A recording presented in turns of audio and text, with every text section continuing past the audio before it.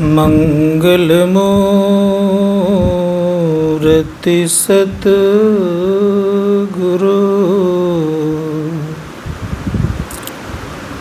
मिलवे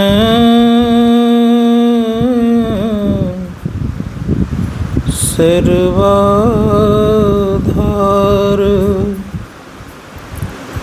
मंगलमय मंगल करन बिनवा बारंबार। धन्य धन्य सतगुरु सुखदा महिमा कही न जाय।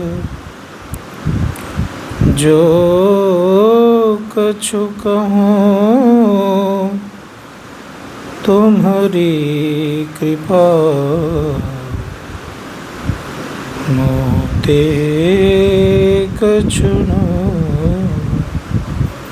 बसाय।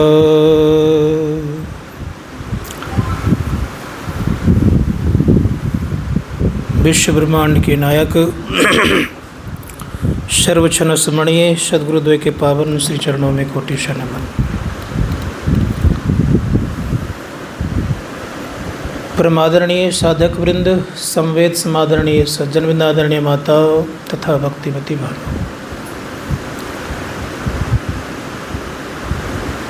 आज आप लोगों को विदित होगा कि आज आदरणीय सम्मानीय हमारे रघुवीर राव का 75वां जन्मदिन भी है।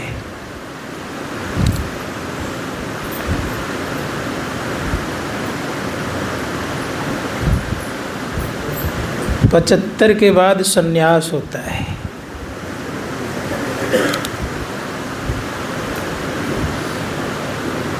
वैदिक धर्म में 4 आश्रम होते हैं: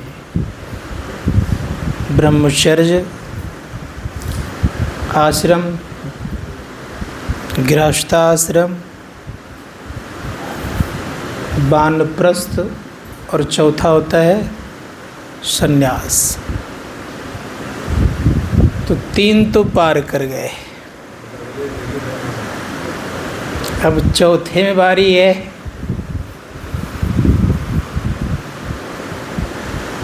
संन्यास का मतलब होता है त्याग।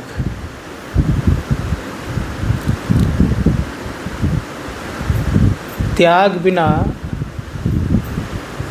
संन्यास अधूरा रहता है।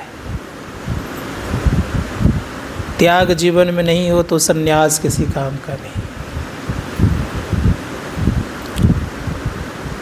किसी वस्तु से आसक्त होना ये सन्यासियों का काम नहीं है। कभी कभी मुझे देखने का मौका मिला, बहुत सारे सन्यासी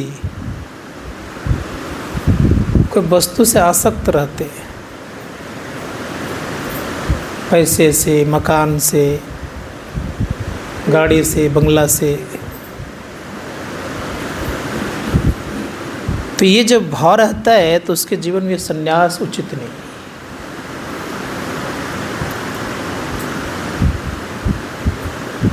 त्याग जीवन होना परम आवश्यक। त्यागी नहीं बनेंगे तो जिंदगी हम आपकी नहीं चलेगी।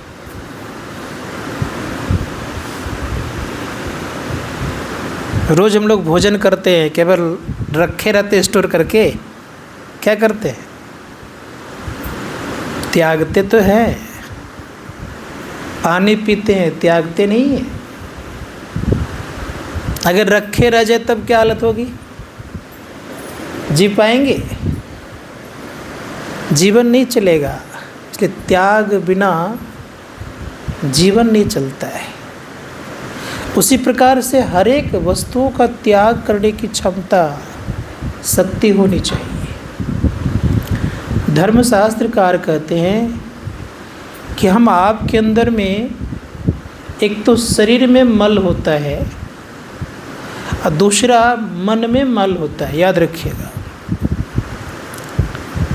मन के मैल को धोना परम आवश्यक।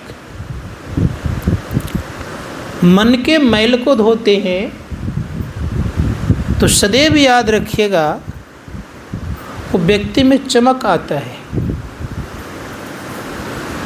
शरीर के मल को धोते, मैल को धोते हैं तो क्या स्थिति होती है? देखने में अच्छा लगता है लेकिन सब दिन नहीं लगता अच्छा।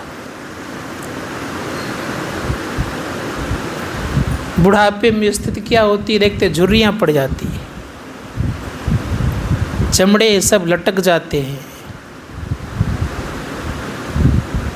दांत सब टूट करके एक नारियल के खोखले की तरह हो जाता है। फिर भी लोग कुछ न कुछ उसका उपाय करते रहते हैं। संत महात्मा गण कहते हैं कि इसमें सौंदर्य नहीं है, लेकिन जब मन आपका अगर ठीक हो जाएगा, मन का मैल धुल जाएगा, तो बुढ़ापे में भी आपका चमक बना रहेगा। नहीं कुछ लगाएंगे तब भी आप चमकेंगे। इसीलिए प्रयास करना चाहिए कि सौंदर्य बनता है कब? सौंदर्यीकरण कब होता है जीवन का? तो जब मन साफ रहता है तब। मन अगर साफ हो गया तो कहीं भी किसी देवता को प्रकट कर सकते हैं आप। संत रविदास जी ने कहा, मन चंगा तो कठौती में गंगा। मन चंगा हो जाएगा तो कठौती में गंगा। चमड़े के फूलने वाला जो बर्तन था उसको कठौती कहा करता था, उसमें गंगा को प्रकट कर दी। मन चंगा था। सदन कसाई का नाम सुने होंगे हम लोगों ने। उसके यहाँ एक सालिग्राम था, उसी से सबको देते थे मांस। चाहे 100 ग्राम ले तो उसी से नापते थे, 1 किलो तो उसी से नापते थे, अब 5 किलो तो उसी से नापते थे। दूसरा बटखरा चढ़ाता ही नहीं था। संजोग से एक दिन पंडित जी उनके यहाँ पहुँच गए। खारी इतना सुंदर तुम सालिग्राम को रखा, मुझे दे दे। पंडित जी को देना नहीं चाह रहे थे, जिद करके ले लिए। कहा मैं बढ़िया से पूजा पाठ करूँगा, दे दे। दे दिया गया। अब ये बेचारे दूसरे बटखरा को लाए तो कैसे क्या करे, कोई उपाय नहीं था। रात्रि काल में पंडित जी को स्वप्न देते हैं कि मुझे वहीं पहुंचाओ, मैं तुम्हारे यहाँ रह नहीं सकता हूँ। बेचारे बड़े प्रेम से गंगा जल से स्नान कराए, उसको भगवान के घर में रखे, उसको मंदिर में रखे कि कम से कम पूजा अब रोज करेंगे। लेकिन स्वप्न में आते हैं कि मैं तुम्हारे यहाँ रह नहीं सकता हूँ, मुझे वहीं पहुँचा दो। तो जब मन पवित्र होता है तो भगवान को किसी तरह रखेंगे तो वहाँ रह लेगा, कहीं भी रखेंगे तो रह लेगा। और मन पवित्र नहीं है, बहुत पवित्रता के साथ आप घर में रखते हैं तो हो सकता है कि आपको दर्शन ना दे। इसलिए संतों ने कहा कि मन को पवित्र करना चाहिए। मन पवित्र कैसे होता है इसका उपाय जानना चाहिए। संत लोग कहते हैं कि संसार में नाना प्रकार का उपाय बताते हैं लोग। नीचे कभी भी मन पवित्र नहीं होता है, एकदम ख्याल रखिएगा इससे। मन पवित्र होने का एक स्थान है। लक्ष्मीपति जी महाराज कहते हैं कि सारे कर्मों को नष्ट करने का एक ही रास्ता है। वो रास्ता क्या है? तो उन्होंने कहा, चंचल चित्त को थिर कर, चौथे में चित लाओ, चंद्र सुधार साखी के चिंतामणि पद पाओ। लक्ष्मीपति जी महाराज कहते हैं ये जो आँख से नीचे उतरते हैं ना, यहाँ ठीक नहीं होता है, यहाँ आते तो यहाँ भी ठीक नहीं होता है। अर्थात आँख से नीचे उतरते कहाँ आते हैं हम लोग? कंठ में। कंठ में आते हैं तो नाना प्रकार के वहाँ स्वर है, अर्थात 16 स्वर है। कोई कोई व्यक्ति बोलते भी हैं, बोलने पर याद भी रखते हैं लोग। तो कहा यहाँ पर मन पवित्र नहीं होता। उसके बाद हृदय में आते हैं। कभी कभी आप लोग रोज़ हृदय में आते होंगे। हृदय में आते तो क्या स्थिति होती है? किन्हीं किन्हीं व्यक्ति की बड़े ज़ोर से आवाज़ होती है, खराठाले खूब सोते हैं, आनंद से सोते हैं, और उठते तो क्या कहते हैं, आज बड़ी अच्छी नींद आई। नहीं, आज ठीक ठाक सोया, हम बढ़िया से नींद आ गई। जिस दिन नींद नहीं आती तब क्या होता है, नींद नहीं आने पर स्थिति ये हो जाती है कि लोग बेचैन हो जाते हैं। संत महात्मा गण कहते नींद का क्या प्रभाव है देखिए। नींद नहीं होने पर पागल भी लोग होता है, याद रखिएगा। जिसको नींद नहीं आती तो कहता है ये पागल हो जाएगा, हो सकता है। विज्ञान कहता है कि 4-5 घंटा नहीं, कम 8 घंटा सोना चाहिए। हमारे यहाँ विद्यार्थी कसिया टाड़ में रहते थे, वो कहता था 8 घंटा के पहले हमको मत जगाइएगा, 8 घंटा हमको सोने दीजिए बढ़िया से। हम लोग सो क्या बात है भाई, का 8 घंटा में पूर्ण रूप से स्वस्थ होता है व्यक्ति। खाली अगर नींद नहीं आए तो कहता था कि लेटे तो रहेंगे ना 8 घंटा तक। तो स्थिति ये थी।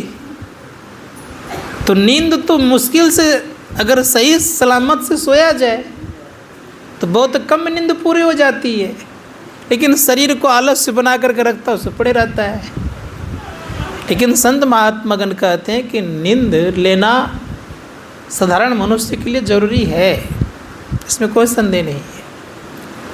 लेकिन एक जोगी भी सोते हैं, उनका सोना एक अलग प्रकार का होता है। हमारे रघुवीर बाबू हैं, पक्का पौने 3 बजे उठते हैं सब दिन, चाहे 12 बजे सो जाए चाहे 11 बजे सो जाए, पक्का उठते हैं। उम्र 75 साल होने जा रहे हैं कि पूरे कर गए, 75 पूरे कर गए।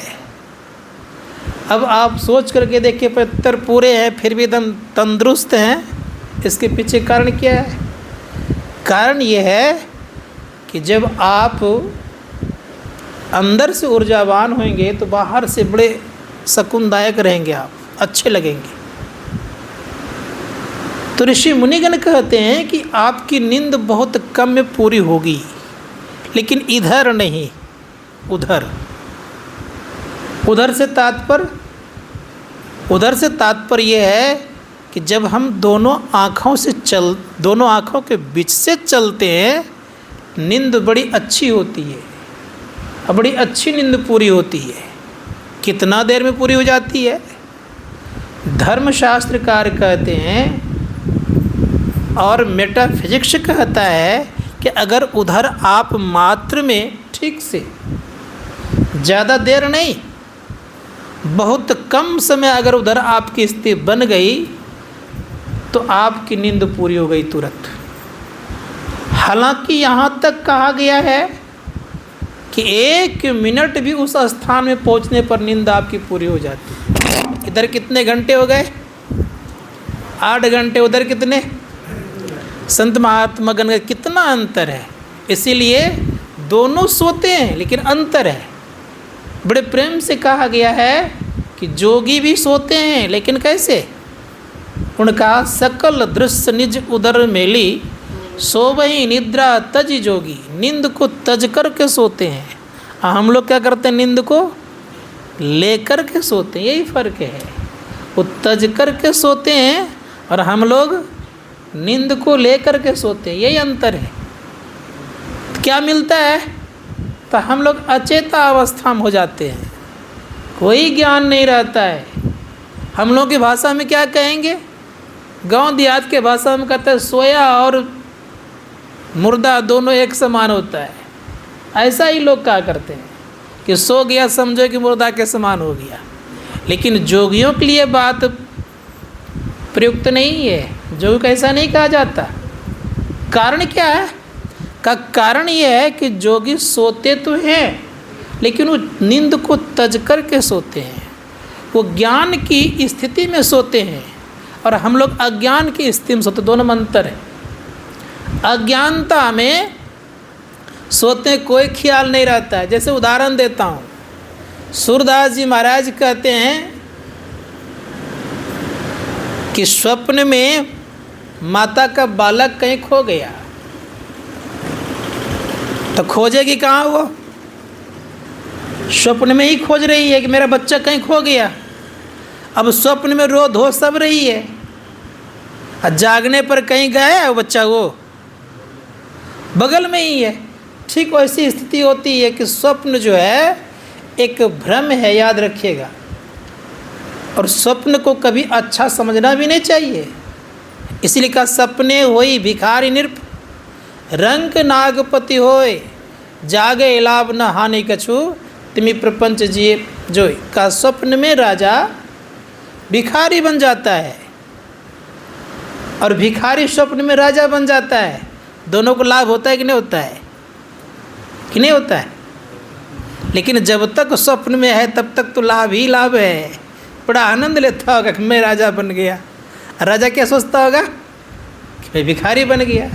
तो स्वप्न भर ही है, जगने पर दोनों कोई हानि और लाभ नहीं है। संतों ने कहा संसार भी ऐसा मिथ्यावत है, इसीलिए सदैव ख्याल रखिएगा कि इस मिथ्यावत संसार में कभी भी हम लोगों को मन लगा करके नहीं रहना चाहिए।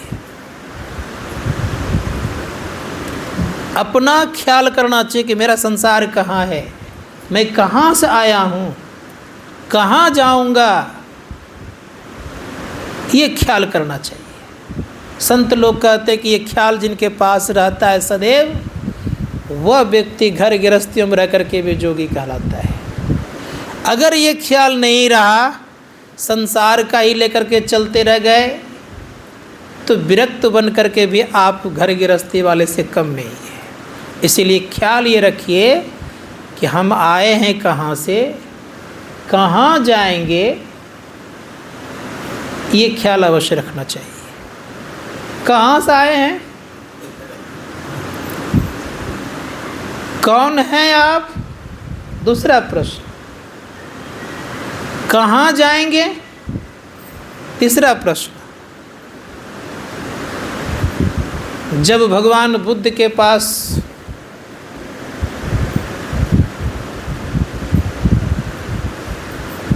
विशाखा पहुँचती है तो भगवान बुद्ध पूछते हैं कहाँ से आई हो? भगवान बुद्ध कहते हैं कि भंते मैं नहीं जानती।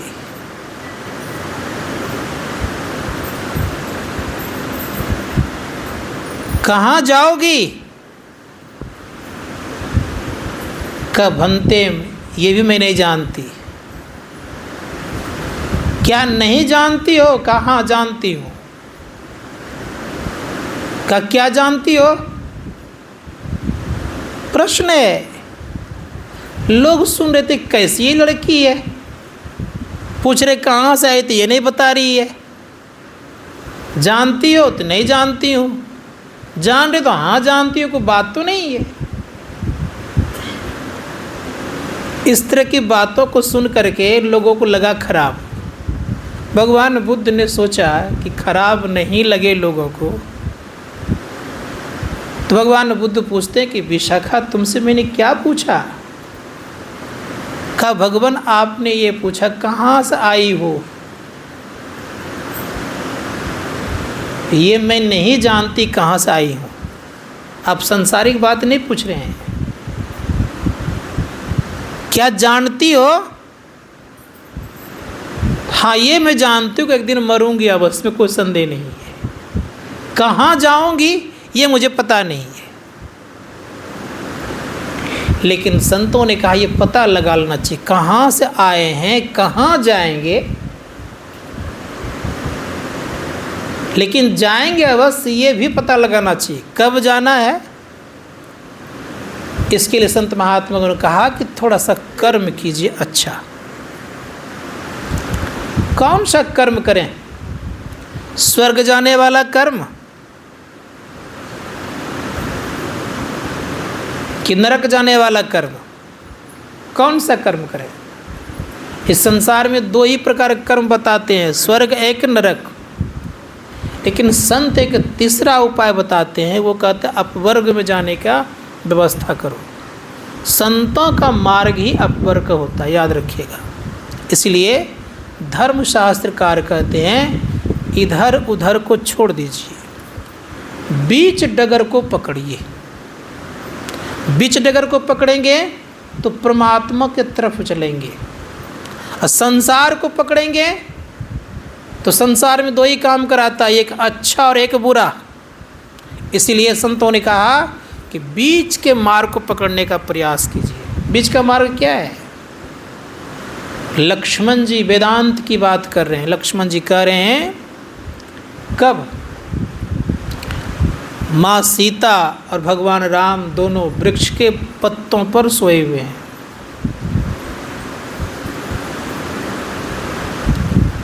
वहाँ का राजा जहाँ पर सोए हुए थे उस देश का राजा था, श्रृंगवेरपुर जगह था, उस देश का राजा था निषाद। गो निषाद को बड़ा मन में विषाद हुआ, बहुत दुख हुआ कि राजा राम मुलायम सैया पर सोने वाले जनक नंदनी जानकी जी अत्यंत सुकोमल, और वे आज कहाँ सोए हुए हैं? वृक्ष के पत्तों पर। हम लोगों को ऐसी अगर स्थिति आएगी तो क्या परेशानियाँ होगी, सोच सकते हैं। राजा थे अब प्रजा बन जाए, प्रजा की तरह जिंदगी चले, कितना खराब लगेगा। विषाद मन में आया, और जब विषाद मन में आया तो लक्ष्मण जी से वो दुख को व्यक्त करते हैं, और व्यक्त कर कहते हैं क्या कि कैकेयी माँ ने ठीक नहीं की। कैकेयी को दोष देने लग गए। भगवान राम की दशा को देखकर कैकेयी माँ दोष दे रहे हैं, यद्यपि लक्ष्मण जी उस दोष को काटते हैं, कहते नहीं का उनका कोई दोष नहीं है, तब किनका दोष है? तो बड़े प्रेम से कहते हैं बोले लखन मधुर मृदुवाणी, ज्ञान विराग भक्ति रस सानी। लखन जी क्या कर रहे हैं? मधुर वाणी में बोल रहे हैं। बोले लखन मधुर मृदुवाणी, ज्ञान विराग भक्ति रस सानी। उसमें क्या क्या है? ज्ञान है, दूसरा है वैराग, ज्ञान वैराग भक्ति, तीन चीज मिला के बोल रहे। कौन? लक्ष्मण जी। साधारण बात नहीं है, वेदांत है। जिनको ज्ञान होगा वो किसी पर आरोप लगाएंगे क्या? नहीं ना, तो आरोप नहीं लगा रहे हैं। वैराग होगा तो किसी के आसक्ति में आके बोलेंगे क्या? मोह में आके नहीं बोलेंगे। तो लक्ष्मण जी वैरागी भी हैं और ज्ञानी भी हैं। और तीसरी बात क्या उनके जीवन में? तो भक्ति भी है, क्योंकि सेवा कर रहे हैं। ये तीनों गुण लेकर के बोल रहे। किनको? निषाद को। निषाद के अंदर विषाद इसलिए आया कि मोहाग्रस्त है, वो भगवान राम के प्रति आसक्त हैं, इसीलिए बोल रहे हैं कि ऐसा दुख नहीं देना चाहिए। कि एक दोष देते हैं। दोष कब देते जानते हैं? दोष तब देते हैं लोग किसी को जब किसी के प्रति आसक्त होते हैं आप, तो आसक्त के भाव में आकर के निषाद के मन विषाद हुआ और दोष देने लग गए। क्या कर रहे हैं? कि अच्छा काम नहीं करना चाहिए। भगवान राम के भाई लक्ष्मण कह रहे हैं कि माँ के कहीं कोई दोष नहीं है। काहुन को सुख दुख कर दाता, निज कृत कर्म भोग सुनु भ्राता। हे भाई, कोई किसी को दुख और कोई किसी को सुख नहीं देता। कोई व्यक्ति मुझसे पूछते हैं, एक पुस्तक में मैं पढ़ रहा था, वही बताता हूँ मैं। इस संसार में दो कारणों से हम लोग आते हैं। एक तो कर्जा चुकाने या कर्जा लेने, ख्याल रखिएगा। एक पुस्तक में पढ़ रहा था कि जिनको पुत्र नहीं है तो समझिएगा कर्जा उनसे लेने वाला नहीं है कोई। स्पष्ट खोल के दिया था उसमें। और जिनको पुत्र है समझिए कर्जा लेने या देने दोनों करने के लिए आ गया वो। तो लक्ष्मण जी कह रहे हैं कि सुनिए, किसी को कोई सुख दुख देता नहीं है। हम लोगों को सुख दुख कौन दिया है भाई? भगवान ने। भगवान ने एक तरह का बनाया था, ना दुख था ना सुख था। हमारे कर्म ऐसे बनते गए कि दुख सुख में हम लोग पड़ते गए। तो भगवान को कौन सा भाई कर्म बन गया जो उनको भी दुख हो गया? धर्मशास्त्रकार कहते हैं सभी को कोई न कोई इस संसार में कर्म करना पड़ता है। भगवान राम के द्वारा ऐसा कर्म बना जिसके चलते उनको भी दुख हुआ। कौन सा कर्म बना?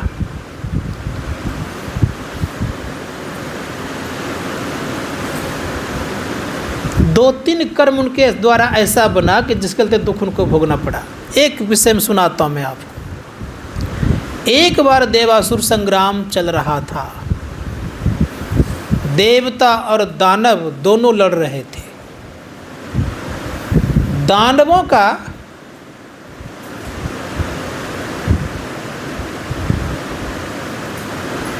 पलड़ा हल्का हुआ और देवता का पलड़ा भारी हो गया। दानव भागने लग गए। तो दानवों का जो राजा था वो भाग गए। भृगु मुनि के कुटिया में जाकर के वो छिप गए। जब वो दानव छिप गया तो देवता खोजते खोजते वहाँ तक गया, नहीं मिल रहा था। भगवान विष्णु ने वहीं से देखा, देवताओं को जिताने हेतु दानवों का संहार हो जाए, वहीं से उन्होंने सुदर्शन चक्र को भेज दिया। यद्यपि दानव और देव, याद रखिएगा, दोनों भाई है। अब भाई भाई में इतना युद्ध होता है, एक दूसरे को देख नहीं सकता है, यह हाल है। बाप दोनों का एक है, माँ केवल दो है, इतने याद रखिएगा। दोनों का माँ अलग अलग है। अब दोनों लड़ रहे हैं। परिणाम ये हुआ कि उस अर्थात दानव का गला कट गया, और जो छिपा के जो भृगु मुनि की पत्नी रखी थी उसका भी गला कट गया। संजोग से यह हुआ कि भृगु मुनि थे नहीं। आँख बंद जब वो आए तो आँख बंद करके देखा कि मेरी पत्नी का गला किसने काट दिया। देखिएगा, दृष्टियोग क्रिया कर लिया है उसने, दिव्य दृष्टि हो गई है, फिर भी क्रोध आता है, आसक्ति होती है, लोभ आता है, मोह आता है। संत महात्मागण कहते हैं इतना ही नहीं और कुछ कुछ होता है। भृगु मुनि ने देखा, आँख बंद करके जान गया कि भगवान विष्णु के सुदर्शन चक्र से मेरी पत्नी का गला कट गया है। अब जैसे देखा कि पत्नी गला कट गया तो क्या होगा? क्रोध में अबोध होता है लोग, बोध खो जाता है, ज्ञान नहीं रहता है। परिणाम ये हुआ कि जैसे क्रोध में अबोध हुए, तुरंत श्रापित कर दिए किनको? विष्णु को। कहे विष्णु, तुमने ये ठीक काम नहीं किया है।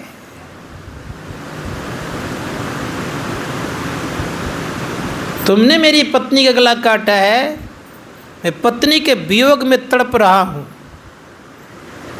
तुम भी तड़पोगे। अब मन में सोचते हैं कि ये तो शक्तिशाली है हमसे ज़्यादा,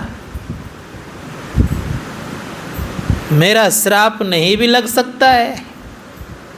तो लगा तपस्या करने बेचारे। कौन? भृगु मुनि किनकी तपस्या? भगवान विष्णु की।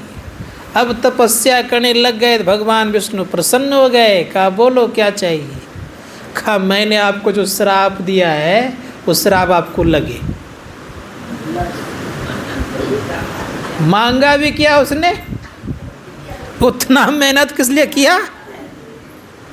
कहा आपको जो मैंने श्राप दिया वो श्राप आपको लग जाए। भगवान विष्णु कहते तथास्तु, परिणाम ये हुआ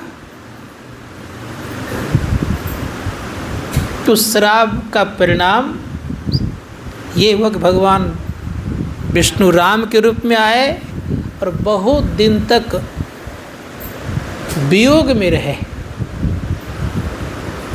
स्कंद पुराण में प्रसंग है कि माँ सीता के द्वारा भी गलती उन्होंने की है। क्या गलती उन्होंने की?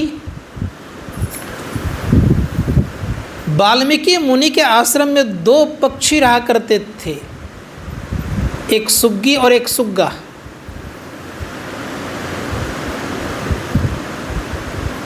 दोनों पक्षी एक बार घूमने के लिए जनक जी की सुंदर वाटिका देखने के लिए आए हुए थे। बढ़िया वाटिका था उनका, बगीचा बहुत सुंदर था। उसी बगीचा में घूम फिर रहे थे दोनों। सीता संजोग से सखियों के साथ वन विहार करने के लिए आई हुई थी। अब वन विहार करने आई है तो आपस में सुग्गा और सुग्गी दोनों बात करने लग गए कि यही जनक नंदनी है जानकी जी, इनकी विवाह भगवान राम से सुनिश्चित है।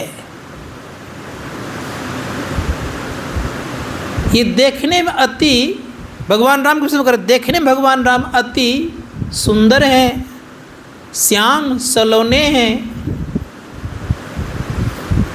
श्रृंगार रस की बातें दोनों आपस में करने लग गए। सीता पशु पक्षियों की भाषा को समझती थी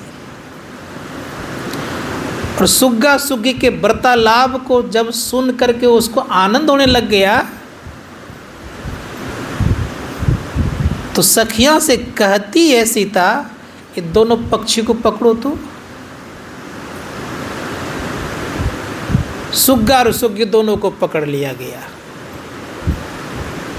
कहा अब खूब बढ़िया से एक कथा को सुनाओ राम के विषय में, राम का सब कुछ सुनाओ, शौर्य भी सुनाओ,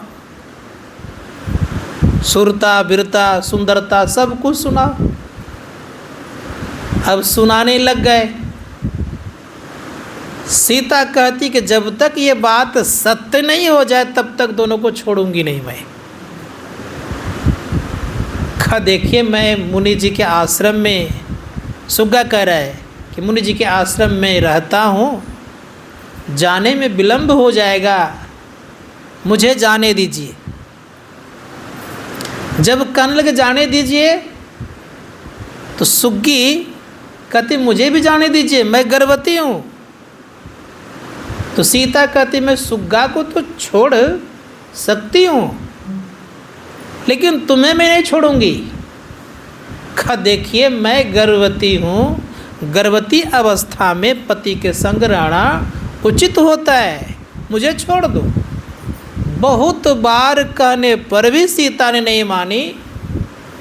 सुग्गा कहता है कि मैं इसके वियोग में प्राण त्याग दूंगा और मेरे वियोग में सुग्गी प्राण त्याग देगी, इसका दोष तुम्हें लगेगा और प्राण त्यागते वक्त दोनों श्राप दे करके जाएंगे, उसका परिणाम तुझे भोगना पड़ेगा। इतना कहने के बाद भी सुग्गी और सुग्गा की बात सीता मानती नहीं है। अंत परिणाम ये हुआ सुग्गा का प्राण छूटने लगा। सुग्गी के वियोग में सोने के पिंजड़े में रखने के लिए तत्पर हो गई थी सीता। कहा मैं सोने के पिंजड़े में रख दूंगी इसको। सब कुछ कहने के बावजूद भी सीता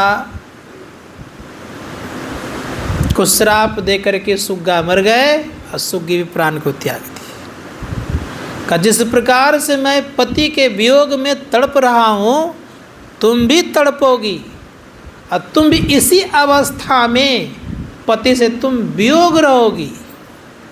तुम्हारा भी निवास अच्छे जगह नहीं होगा। परिणाम ये हुआ कि समय पा करके, ध्यान दीजिएगा, समय पा करके गर्भावस्था में भगवान राम ने त्याग किया और क्या कहा जानते हैं कि हम दोनों जाकर के उसी अयोध्या में जन्म लेंगे और आपकी मैं भत्सरना अर्थात निंदा कस करके दोनों करेंगे। और इसका परिणाम ये हुआ कि भत्सरना हुई, वो क्या धोबी और क्या बोलते हैं वो बने। और परिणाम ये हुआ कि कहा जैसे सिंहासन पर भगवान राम और सीता बैठते हैं, उनका दर्शन कौन करने जाएगा? जिस सीता को लंका में रखा गया उस सीता का दर्शन करने हम जाएं। और संजोग से उनकी पत्नी चली गई थी, किसी के यहाँ रह गई रात भर झगड़ा करने के कारण। कहा हम वो राम नहीं हैं जो कि इतना दिन रह जाए तो फिर भी सिंहासन बैठा दें। हम राम के तरह नहीं हैं, हमने तुमको त्याग किया। इस बात से भगवान राम चिंतित रहने लग गए। चिंतित अवस्था को देख कर के सीता सोचने लग गई कि चिंतित रह क्यों रहे हैं। सीता ने अपना गुप्तचर भेज करके पता लगाया गया। तब सीता अपने से कहती है कि मुझे आप परित्याग करें। और सीता के ललकार पर भगवान श्री राम ने परित्याग किया और कहाँ जंगल गए। और उतना ही नहीं, बंगला रामायण की बात भी सुन लीजिए। आज बंगला रामायण में एक प्रसंग है कि माँ कैकेयी सीता से बहुत ईर्ष्या करती थी, द्वेष रखती थी।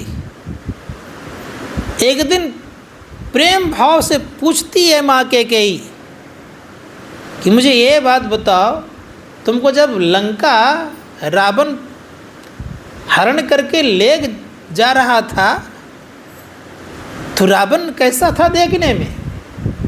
सीता कहती कि माँ मैंने रावण का शरीर नहीं देखा है। का कुछ तो देखी होगी। कहा मैंने केवल छाया रूप में उसके अंगूठा देखा है, छाया का अंगूठा देखा है। तो सीता से कहती माँ के कि छाया का अंगूठा कैसा था? कागज़ पर बना कर दिखाओ। तो कागज़ पर बना करके जो ही दिखाती है तो कैकेयी कला में बड़ा निपुण थी, हर कला को जानती थी। उसी अंगूठा के चित्र से संपूर्ण चित्र रावण का बना दिया। गर्भावस्था में सीता थी ही, थकावट तो होती ही है, तो सो गई थी। उसी चित्र को उसके सीने पर रख दी और अपने काम में लग गई। काम में क्या लग गई? तो जिस होकर के राम आते थे राजभवन से, उसी रास्ते पर खड़ी थी। भगवान राम जो ही आए, कहा राम तुम्हें आज मैं एक चीज़ दिखाती हूँ, चलो। भगवान राम को सीता के कक्ष में ले गए। कहा देखो तुम्हारी पत्नी तुमसे अगर प्रेम करती तो रावण का चित्र बना के क्यों सोई रहती? इस दृश्य को देख करके, रावण के चित्र को देख करके भगवान राम के मन में कुछ तो हुआ नहीं, लेकिन कैकेयी माँ को दिखाने हेतु कुछ अपना एक विचार प्रकट किया और प्रकट करके कहा कि ये सीता राजमहल में रहने योग्य नहीं है। एक तो वो, और तीसरी बात और इसमें एक छिपा हुआ ये है कि भगवान राम का जब विवाह सीता के साथ संपन्न हुआ तो प्रथम दिन जब होता है, अर्थात प्रथम मुलाकात कह लीजिए, उस मुलाकात में वर के द्वारा वधू को कुछ न कुछ देने की प्रथा होती है। आज भी वो प्रथा शायद चलती है शायद। तो प्रथम मुलाकात में भगवान श्री राम कहते हैं कि सीता, मेरे पास तो कुछ भी नहीं है देने का, मैं तुझे मैं क्या दे सकता हूँ। भगवान राम कहते मैं तुझे एक वचन देता हूँ। कहा क्या? कहा आजीवन मैं एक पत्नी व्रतधारी रहूँगा, तुम्हारे अलावा जीवन दूसरा कोई नहीं है, ये तुझे वचन देता हूँ। सीता कहती इतने से मैं प्रसन्न नहीं हूँ। कहा तब? कहा बात यह है कि जब मैं गर्भावस्था में आ जाऊँ उस समय मेरा रहना राजभवन नहीं हो, उससे मेरा जंगल हो और वाल्मीकि मुनि के आश्रम में हो। भगवान राम इस बात को स्वीकार करते हैं, कहते तथास्तु। तो इस कारण से पूछते हैं भगवान राम कि क्यों जाना चाहती हो, क्या कारण है? तो बड़े प्रेम से सीता कहती है कि अगर मैं राजभवन में रह गई तो अपने बच्चों को मैं सूरवीर नहीं बना पाऊँगा, अपने बच्चों को मैं संपूर्ण संसार की वीरता की तरह नहीं बना पाऊँगा, संपूर्ण संसार में विजयी मेरे पुत्र करे, अर्थात पूरे पराक्रमी रहे। इसके लिए मुझे वाल्मीकि मुनि के आश्रम जाना ही होगा। भगवान राम कहते ठीक है, मैं इस बात को स्वीकार करता हूँ। तो भगवान राम ने स्वीकार किया और परिणाम ये हुआ कि सीता को गर्भावस्था में भेजा गया। तो लक्ष्मण जी को कहा कि लक्ष्मण जी इसको जाकर के जंगल में छोड़ दीजिए। लेकिन चित्र जो बनाया था उस चित्र के कारण भगवान श्री राम कहते हैं कि सीता का एक हाथ भी काट लेना। लक्ष्मण जी को हिम्मत तो काटने की नहीं हुआ, जंगल तो छोड़ दिए, काटने की हिम्मत नहीं हुआ। वहीं पर भोकार पान करके रो रहे थे, चिल्ला चिल्ला के रो रहे थे। उसी से विश्वकर्मा प्रकट हुए और विश्वकर्मा कहते हैं कि शेषा अवतार लक्ष्मण जी आप रोते क्यों हैं, क्या कारण है रोने का? का भैया का आदेश का उल्लंघन हो रहा है। का क्या उल्लंघन हो रहा है? का उन्होंने कहा है कि सीता का हाथ काट लेना। ये हाथ काटना तो मेरे बस की बात नहीं, क्योंकि मेरी माँ है, मैंने माँ के रूप में मैंने सीता को देखा है, इसलिए मैं हाथ नहीं काट सकता। भगवान राम के आदेश का अवहेलना कर मैं जा भी नहीं सकता हूँ राजभवन। लक्ष्मण जी को कहते हैं, बड़े प्रेम से विश्वकर्मा जी ने कहा आप घबराइए नहीं, मैं सीता की तरह आपको हाथ बना देता हूँ। सीता की तरह हाथ बना दिए, लहू लहान की तरह बना दिए और भगवान श्री राम को जा कर के हाथ दिए। और हाथ को लहराते भगवान श्री राम ने कहा कि जिस हाथ से सीता ने कहीं कहता औरों को नहीं, जिस हाथ सीता ने रावण का चित्र बना दो उस हाथ को मैंने कटवा करके आपको समर्पित कर रहा हूँ। परिणाम ये हुआ कि कई बड़े प्रसन्न हो गई, अर्थात खुश हो गई, अपना उधर काम चलने लगा। तो छोटी सी गलती होने के कारण इतनी बड़ी सज़ा होती है। हम आप लोग सब दिन गलतियाँ करते रहते हैं, क्या उस सज़ा से बच पाएंगे? धर्मशास्त्रकार कहते हैं कि हर एक व्यक्ति के द्वारा सुकर्म और कुकर्म दोनों काम हुआ करता है, पाप पुण्य सबके साथ होता है, अर्थात अच्छे कर्म भी होता है और बुरे कर्म होता है, लेकिन दोनों का अलग अलग फल होता है। लेकिन इन दोनों फलों से हम लोगों को ऊपर उठना चाहिए। एक लोहे की बेड़ी है और एक सोने की बेड़ी है, दोनों बेड़ी ही है। धर्मशास्त्रकार कहते हैं कि पुण्य जो है ये सोने की बेड़ी है और पाप क्या है, ये लोहे की बेड़ी है, दोनों बेड़ियाँ हैं। अब रह गई किससे खुश होना चाहते वो निर्भर आप पर है। सोने की बेड़ी लोग पहनेंगे तो क्या कहेंगे, भाई अच्छा खासा ये आदमी है। मैंने एक व्यक्ति को देखा 2-4 किलो सोने का हार पहना हुआ था। आश्चर्य मुझे लगा, इतना मोटा मोटा कड़ा था और उतने मोटा मोटा अगर लोहे का दिया जाए तो क्या हाल होगी उसकी, वो पहनना ही नहीं चाहेगा। संत महात्मा सोने से थोड़ा खुश होता है और लोहे से थोड़ा सा दुख आता है, लेकिन दोनों जंजीर ही है। संतों ने कहा कि दोनों से ऊपर उठना चाहिए, पाप पुण्य दोनों से। कैसे उठेगा ऊपर? ऋषि मुनिगण कहते इसके लिए एक ही उपाय है। कहा कि अपने आप को जानिए। अपने आप को जानने क्या कारण है? ऋषियों ने कहा अपने आप को जानने कहीं बाहर में रास्ता नहीं है। राह गई बड़ी झीनी साधो नैन नगर से। नैन नगर से एक रास्ता गया है और बहुत बारीक है। कितना? बाल एक सहस्त्र बावर, चाल चलत सफीनी साधो नैन नगर से। अर्थात एक बाल के नोक को सहस्त्र भाग चीरना पड़ता है। सहस्त्र कहते हैं 1000 भाग को, टुकड़ा नहीं करना है, चीरना है, याद रखिएगा। अर्थात जिस प्रकार से लकड़ी को चीरते हैं उसी प्रकार से बाल के नोक को 1000 भाग चीरना है। और 1000 भाग चीरने के बाद फिर एक बाल को 2 भाग करना है। उसमें जो एक बाल रहेगा उतना महीन बारीक रास्ता है। किसका? इतना बारीक रास्ता किसका है? धर्मशास्त्रकार कहते इतना बारीक रास्ता नाद का है, अर्थ के शब्द का। बिंदु का नहीं चर्चा यहाँ पर है। धर्मशास्त्रकार कहते हैं इसीलिए नाद से ही हम नाद मतलब शब्द से ही अपने आप को हम परमात्मा तक ले आ सकते। क्योंकि परम पूज्य गुरुदेव कहते हैं नादों से नादों में चली प्रणव ध्वनि सार रे, एक ओम सत्य नाम ध्वनि में ही हो भव पार रे। इस संसार सागर से पार होना चाहते हैं तो नाद को पकड़ना पड़ेगा।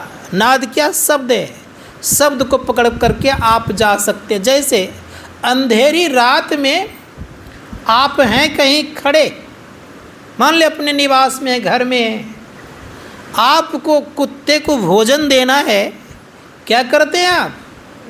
आवाज़ लगाते हैं, कुत्ता उस आवाज़ को पकड़ करके आपके पास पहुंच जाता है। ठीक उसी प्रकार से याद रखिएगा कि ये जीव जो है परमात्मा की आवाज़ को पकड़ कर परमात्मा तक पहुंचता है। इसीलिए धर्मशास्त्रकार कहते हैं कि जीवन में कल्याण रखिएगा। कल्याण वाली बात याद रखिएगा कि अगर हमें कल्याण करना है अपने आप को तो परमात्मा की आवाज़ को पकड़नी पड़ेगी। मालिक की आवाज़ कुत्ता परख लेता है, उसी प्रकार से याद रखिएगा ये जीव परमपिता परमात्मा की आवाज़ को परख लेता है, दूसरा कोई नहीं। तो धर्मशास्त्रकार कहते हैं कि इंद्रियों की अवस्था में रह करके, इंद्रियों के संग रह करके कभी भी ये जीव उस परमपिता परमात्मा की आवाज़ को नहीं पकड़ सकता, याद रखिएगा। लेकिन जैसे ही चारों अंतकरण की इंद्रियां अपने अपने समष्टि रूप में विलय होगी, उसी क्षण अकेली अवस्था में ये परमात्मा की आवाज़ को पकड़ेगी और परमात्मा तक पहुंच जाएगी, सारे दुखों का अंत करेंगे। तब व्यक्ति को ना दुख लगेगा ना सुख लगेगा, ना पाप होगा ना पुण्य होगा, ना उन्हें अमृत और विष की आवश्यकता पड़ेगी, ना अमृत से डरेगा और ना विष से मरेगा वो, याद रखिएगा। इसीलिए बड़े सुंदर शब्द कहा गया है। तुलसीदास जी महाराज कहते हैं बड़े प्रेम से, नीर अगाध में मीन मरे, कबहु न मरे जलते बिल गायो, पिया परदेश में नारी सुखी, कबहु न सुखी पिए अंग लगायो, अमृत पान करे सो तरे, कबहु न तरे विष पान करायो मरे, अमृत पान करे सो मरे, कबहु न मरे विष पान करायो, पाप करे सो तरे तुलसी, कबहु न तरे हरि गुण गायो। परिणाम ये होगा पाप पुण्य से आप ऊपर उठ जाएंगे। स्थिति क्या बनेगी आपकी?